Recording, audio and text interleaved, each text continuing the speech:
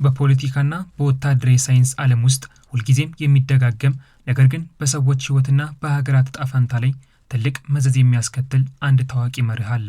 በፖለቲካ ውስጥ ዘላቂ ወዳጅ ወይም ዘላቂ ጠላት የለም፣ ዘላቂ ጥቅም እንጂ። በትጥቅ ትግልና በነጻነት ግንባር ስም የተደራጁ የታጠቁ ኃይሎች ታሪክ ደግሞ የዚህ አባባል ሕያው ምስክር ነው። በአንድ ዓላማ በአንድ ግብ ቆመው በጋራ ጠላት ላይ የሞት ሽረት ትግል አድርገው በጫካ ውስጥ ወንድማማች የሆኑ ታጣቂዎች በማግስቱ በስልጣን በወሰን በአይዲዮሎጂ ወይም በስልት ልዩነት ምክንያት እርስ በርስ ደም አፋሳሽ ጦርነት ውስጥ ሲገቡ ማየት አዲስ ነገር አይደለም። የአንድ ሀገር መንግስት ከስልጣን ለማስወገድ ከውጭ ሀገራት ጋር ወዳጅነት ሲፈጥሩ የነበሩ ወታደራዊ እርዳታና የገንዘብ ድጋፍ ሲያገኙ የነበሩ ታጣቂዎች ከደጋፊዎቻቸው ጋር ሲጋጩ ደም አፋሳሽ ጦርነትም ሲያደርጉ ኖረዋል። በምስራቅ አፍሪካ የትጥቅ ትግል ሲያደርጉ የነበሩ ኢትዮጵያን ለመከፋፈል ህብረትም የፈጠሩት የስልጣን ወንበራቸውን ለመቆጣጠር እታገልላቸዋለሁ የሚሏቸውን ዜጎቻቸውን በጦርነት ያስፈጁት ህወሓትና ሻዕቢያ አንዴም ወዳጅ ሲሆኑ አንዴም በሐሳብ ልዩነት ሲኳረፉ ከዚያም ባለፈ ወደ ውጊያም ሲገቡ ታይተዋል። ይህንን የህወሓትና ሻዕቢያ ጋብቻ እንዲሁም ጸብ ከመመልከታችን በፊት የሀገራቸውን መንግስት እንዲሁም የውጭ ሀገራት ወረራን ለማስቀረት ከውጭ ሀገራት ጋር ህብረት የፈጠሩት ከዛም በኋላ ወደ ጦርነት ውስጥ የገቡት ሀገራትን እንመልከት።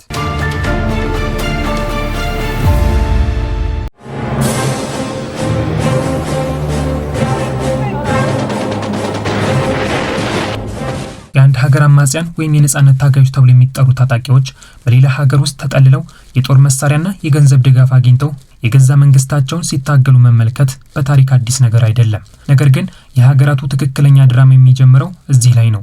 ሀገራቱ አማጽያኑን ካጠናከሯቸውና ስልጣን ላይ ካወጧቸው በኋላ በሀገራቸው ላይ ፊታቸውን አዝረው ወደ ከባድ ግጭት ውስጥ ሲገቡ ታይተዋል። በፖለቲካ ዓለም ውስጥ የዛሬ ወዳጅ የነገ ጠላት የሚሆን እንዴት እንደሆነ የሚያሳዩ አስደናቂ የዓለም ታሪኮች ያሉ ሲሆን አሜሪካ፣ ፓኪስታንና አፍጋኒስታን ከፊት ይቀመጣሉ።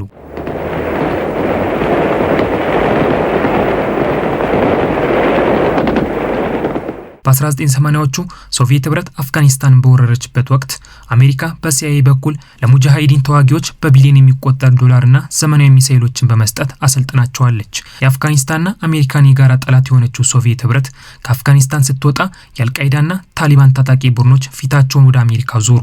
ከአሜሪካ ጋርም ለ20 ዓመታት የቆየ ከባድ ጦርነት አደረጉ። At first, Soviet patrols moved without much skill or imagination. Vietnam's conflict with Cambodia is also known as the Forgotten War. በደቡብ ምስራቅ እስያ በቪየትናምና በካምቦዲያው ክመር ሩዥ መካከል የተከሰተው ታሪክ ሌላው አስደናቂ አጋጣሚ ሲሆን በ1960ዎቹና 70ዎቹ መጀመሪያ ላይ የቪየትናም መንግስት ለክመር ሩዥ አማጽያን የጦር መሳሪያና የስልጠና ድጋፍ በመስጠት የካምቦዲያን መንግስት እንዲጥሉ መረድቷቸዋል። ሆኖም የካምቦዲያን ስልጣን የተቆጣጠሩት ክመር ሩዥ ብሔርተኝነትን በማቀንቀን በቪየትናም ተወላጆች ላይ ጨካኝና አስከፊ ጥቃት በመፈጸም ከቪየትናም መንግስት ጋር በድንበር ላይ ጦርነት ጀመረ።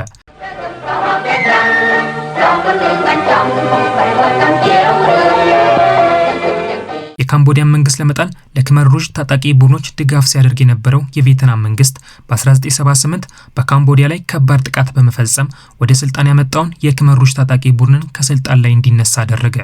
ውድ የሀሳብ ሚዲያ ቤተሰቦቻችን ህወሓትን በስልጣን ወንበር ላይ ለማስቀመጥ ወታደራዊ ስልጠና ከመስጠት ባለፈ የጦር መሳሪያ ድጋፍ ሲያደርግ የነበረው ሻዕቢያ ህወሓትን ከስልጣን ለማንሳት የኢትዮጵያንም ሀብት ለመዝረፍ ሲል በኢትዮጵያ ላይ ወረራ መፈጸሙ ይታወሳል። የሻዕቢያን ጥቃት አስቀድመን ከመመልከታችን በፊት በአፍሪካ ውስጥ የተከሰተውን በሙአመር ጋዳፊ የሚመራውን የሊቢያን መንግስትና የቻድ አማጽያን ግጭት እንመልከት።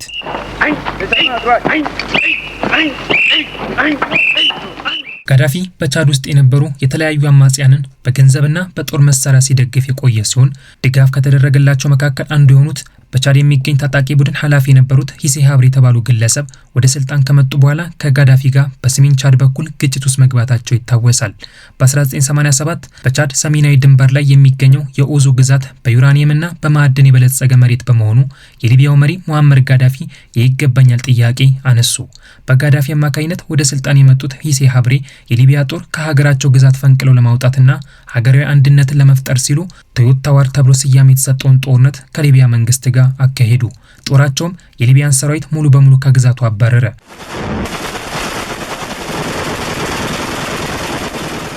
የቻድ ጦር የሊቢያ መንግስት የቀበራቸውን ፈንጆች ለማምለጥ የቶዮታ ተሽከርካሪ በመጠቀሙ ጦርነቱ ቶዮታ ዋር ተብሎ እንዲሰየምም ምክንያት ሆነ።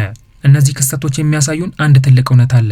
ሀገራት ለአማጽያን የሚያደርጉት ድጋፍ ለራሳቸው ጂኦፖለቲካዊ ጥቅም ሲሉ እንጂ ለዘላቂ ወዳጅነት ብለው አለመሆኑ ግልጽ ነው። አማጽያኑ ስልጣን ሲይዙ ወይም ሲጠናከሩ ደግሞ የራሳቸው ብሔራዊ ጥቅም ከረዳታቸው ሀገር ጥቅም ጋር መጋጨቱ አይቀሬ መሆኑና በዚህ ጊዜም የትላንት አጋሮቻቸው ጋር በድጋሚ ጦርነት ውስጥ እንደሚገቡ ያሳየ ነበር። በቅርቡ የኢትዮጵያ መንግስት ከስልጣን ለማንሳት ጽምዶ የፈጠሩት ህወሓትና ፋኖ እቅዳቸው ከተሳካ እርስ በርሳቸው እንደሚዋጉ ሲገልጹ ታይተዋል። እኛን ፋኖ እንፋላለ የለም ፖለቲካው ቋማት አለ ሓደ ዝገብረና ነገር ግን አለ ስርዓት ብልጽግና ናይ ኩላትና ሓደጋ ይዝብል ማለት እነዚህ አማጽያን አብረው ታግለው በኋላም ተጋጅተው እርስ በርስም የመረረ ጦርነት ሲያካሂዱ ቆይተዋል። የሰሜን ምስራቅ አፍሪካ ወይም የአፍሪካ ቀንድ ታሪክ የዚህ አስደናቂ ውስብስብ ታሪክ ህያው ማሳያ ነው። በዚህ ታሪክ ውስጥ ዋና ተዋናዮች የነበሩት በኢትዮጵያ የስልጣን ወንበር ላይ ወጥቶ የነበረው የህወሓት ወይም የኢህአዴግ መንግስትና በህወሓት አማካኝነት ኤርትራን ከኢትዮጵያ የገነጠለው ሻዕቢያ ዋነኞቹ ናቸው። ሁለቱ ታጣቂዎች ዛሬም ልዩነታቸውን በትጥቅ ትግል ለመፍታት የሚጥሩት ህወሓትና ሻዕቢያ ወዳጅነታቸው የሚጀምረው በ1960ዎቹና 70ዎቹ አጋማሽ ሲሆን በኢትዮጵያ የነበረውን የደርግ ወታደራዊ አገዛዝ ለማስወገድ በሰሜኑ የሀገሪቱ ክፍል በተነሳው የትጥቅ ትግል ነው። በወቅቱ ሻዕቢያ በኤርትራ ምድር የትጥቅ ትግል ሲያካሂድ፣ በትግራይ ክልል ደግሞ የትግራይ ህዝብ ነጻነት ግንባር የሚል ታርጋን የለጠፈው ለትግራይ ህዝብ ነጻነት እታገላለሁ በማለት በበረሃ ውስጥ የትጥቅ ትግል ሲያደርግ የነበረው ህወሓት ከሻዕቢያ ጋር ወዳጅነት ሲፈጥር ቆይቷል። ሁለቱ ቡድኖች በማርክሲዝምና ሌኒኒዝም አይዲዮሎጂ የተቃኙ በጎሬላ ወታደራዊ ስልት የሚመሩና ደርግን የጋራ ጠላታቸው አድርገው የነበሩ ታጣቂዎች ናቸው። የጠላትን እንቅስቃሴ በመሰለል ባልተጠበቀ ሰዓትና ቦታ ድንገተኛ ጥቃት በማድረስ የጎሬላን ስልት ህወሓትም ሻዕቢያም ሲጠቀሙበት ቆይተዋል። ፈጣን ጥቃት ፈጽሞ ጠላት ማገገም ወይም የአየር ድጋፍ ማግኘት ከመቻሉ በፊት ወዲያውኑ ወደ ደህንነቱ የተጠበቀ ጫካ ወይም ህዝብ ወደ ተሰበሰበበት መግባት ህወሓትም ሻዕቢያም ከዚህ ቀደም አሳይተውናል። የጠላትን እንቅስቃሴ በመሰለል ባልተጠበቀ ሰዓትና ቦታ ድንገተኛ ጥቃት በማድረስ የጎሬላ የጦርነት ስልት ሲጠቀሙ የነበሩት ህወሓትና ሻዕቢያ ይህንኑ ተግባር ዛሬም እንደከዚህ ቀደሙ መተግበር ፈልገዋል። ሁለቱ ታጣቂዎች በጫካ ትግላቸው ወቅት እጅግ የተቀራረበ የፖለቲካና የወታደራዊ ግንኙነት መመስረታቸው ይታወሳል። ራሱን የኤርትራ ህዝባዊ ግንባር በማለት የሰየመው ኤርትራውያንን ዛሬም በስቃይ እያኖረ ያለው ሻዕቢያ በወቅቱ በወታደራዊ አቅም በመሳሪያና በትጥቅ ትግል ልምድ ከህወሓት የቀደመ በመሆኑ ለአዲሱ የህወሓት ታጣቂ ቡድን ትልቅ ወታደራዊ ስልጠና፣ የመሳሪያ ድጋፍና የቴክኒክ እገዛ እንዲያደርግ አስችሎታል። የደርግን መንግስት ለመጣል ህብረት የፈጠሩት ሻዕቢያና ህወሓት አንድ ጊዜም እየተጣሉ አንድ ጊዜም ወዳጅነታቸውን እያስቀጠሉ በአፍሪካ ቀንድ ትልቅ ጦርነት አፋፍመዋል። በሻዕቢያ ወታደራዊ ድጋፍ ያገኘ የነበረው ህወሓት ለሚሰጠው ድጋፍ በምላሹ በሻዕቢያ ላይ የቀይ ኮከብ ዘመቻ የጀመረውን የደርግ ወታደርን ከመንገድ ለማስቀረት የሰራዊት ድጋፍ ሲያደርግ ቆይቷል። በዚህም ምክንያት ለሻዕቢያ ጦር የትግራይ ወጣቶችን በመገበር ወጣቶቹ በጦርነት እንዲሞቱ በማድረግ ትልቅ አገልጋይም ሆኖ ቆይቷል። ይህ የህወሓትና የሻዕቢያ ጋብቻ ለረጅም ጊዜ መቆየት አልቻለም። የደርግን መንግስት ለመጣል ህብረት የፈጠሩት ህወሓትና ሻዕቢያ በትጥቅ ትግሉ ወቅት እርስ በርስ ሲጋጩ ቆይተዋል። ከ1977 እስከ 1978 ባለው አንድ ዓመት ውስጥ በሁለቱ ታጣቂ ቡድኖች መካከል የመረረ የአይዲዮሎጂና የስትራቴጂ ልዩነት ሲከሰት ነበር።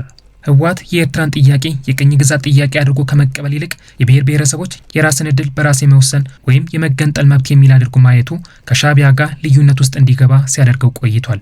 የደርግ መንግስት ሻዕቢያን ለማጥፋት ትልቅ ወታደራዊ ተልዕኮን ይዞ ወደ ሰሜኑ ክፍል በገባበት ወቅት ሻዕቢያ እንዳይጠፋ እገዛ ሲያደርግ የነበረው ህወሓት በ77ቱ ድርቅ ምክንያት በሱዳን በኩል የእርዳታ እህል ለማስገባት ቢሞክርም ሻዕቢያ ግን ከልክሎት ነበር።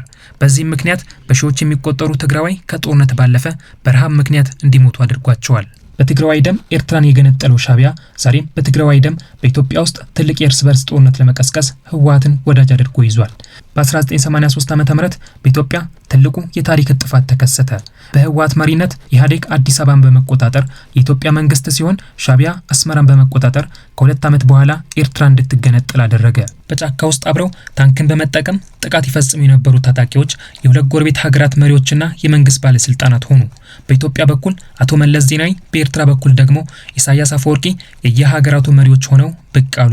ይህ ወዳጅነታቸው ብዙም ሳይቆይ በባድመ የድንበር ክርክርና በሌሎች ጉዳዮች ምክንያት ግጭት ውስጥ የገቡት ህወሓትና ሻዕቢያ በሺዎች የሚቆጠሩ ኢትዮጵያውያን እንዲሞቱበት የሚያደርግ ጦርነት አደረጉ።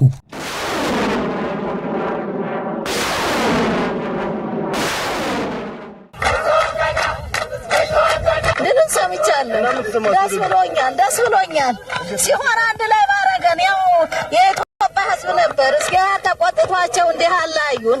ኢትዮጵያና ኤርትራን ጦርነት ለማስቆም መለስ ዜናዊና ኢሳያስ አፈወርቂን ወደ አልጀርስ የላኩት ህወሓትና ሻዕቢያ የተኩስ አቁም ስምምነት በማድረግ ኢትዮጵያም ከባህር በር ተገላ እንድትቀመጥ የሚያደርግ ውሳኔ ወሰኑ።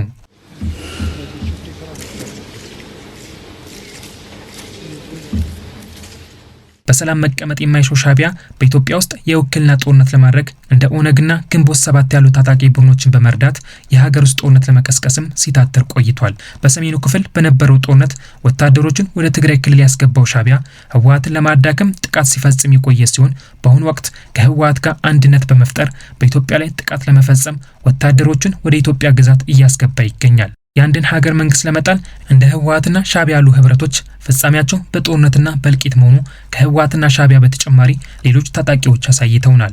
ይህ የታጣቂዎች ታሪክ የሚያሳየን በወታደራዊና በፖለቲካ ትግል ዓለም ውስጥ ቋሚ ወዳጅ ወይም ቋሚ ጠላት አለመኖሩን ነው። የፖለቲካ ፍላጎት፣ የስልጣን ሽኩቻ፣ የወሰን ውዝግብና የህልውና ስጋት ሲመጣ ትናንት አብረው ደም የተፋሰሱ ታጣቂዎች ዛሬ መንግስት ሆነው እርስ በርስ ሊፋጁ እንደሚችሉ አሳይቶናል። ነገ ደግሞ አዲስ ወታደራዊ አሰላለፍ ሲመጣ በጠላትነት የፈረጁትን መንግስት ለማጥፋት ህብረት ፈጥረው አንድ ላይ በጦር ሜዳ ላይ እንደሚሰለፉም አስመስክሯል።